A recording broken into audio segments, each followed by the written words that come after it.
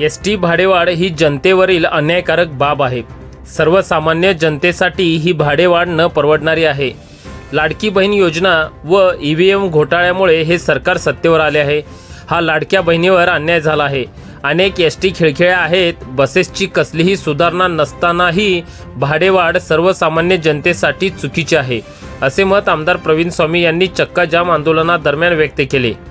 राज्य सरकारने एसटी बसचे 15% भाडेवाढ केल्याच्या निषेधार्थ राष्ट्रीय महामार्गावर उमरगा बस स्थानकासमोर शिवसेना उद्धव बाळासाहेब ठाकरे पक्षाच्या वतीने 27 जानेवारी सोमवार रोजी आमदार प्रवीण स्वामी यांच्या नेतृत्वात एसटीची भाडेवाढ सर्वसामान्यांसाठी अन्यायकारक असून भाडेवाढ मागे घ्यावी या मागणीसाठी चक्का जाम आंदोलन करण्यात आले।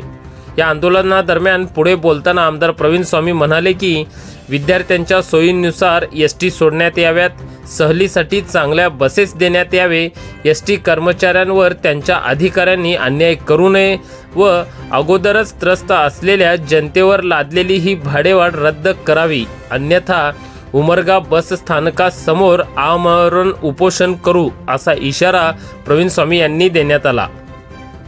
यावेळी राष्ट्रीय महामार्गावरील वाहतूक बंद होती, तसेच एसटी वाहतूक ही बंद होती। एसटीच्या उमरगा डेपो आगार प्रमुख कुलकर्णी यांना निवेदन देण्यात आले। यावेळी आमदार प्रवीण स्वामी, रज्जाक अत्तार, रणधीर पवार, बसवराज वर्नाळे, सुधाकर पाटील, भगवान जाधव, अप्पाराव गायकवाड, सदाशिव भातागळीकर, मारुती थोरे, विजयकुमार नागदे, शिवाजी गायकवाड, दत्ता शिंदे, विजयकुमार तळबोगे, महेश शिंदे, वैजनाथ काळे, प्रेमनाथ शहापुरे, महेश पाटील, शिवाजी कोकळे, महादेव काळे, वैशाली जाधव, हनुमंत सुरवसे यांच्यासह अनेक पदाधिकारी व कार्यकर्ते मोठ्या संख्येने उपस्थित होते।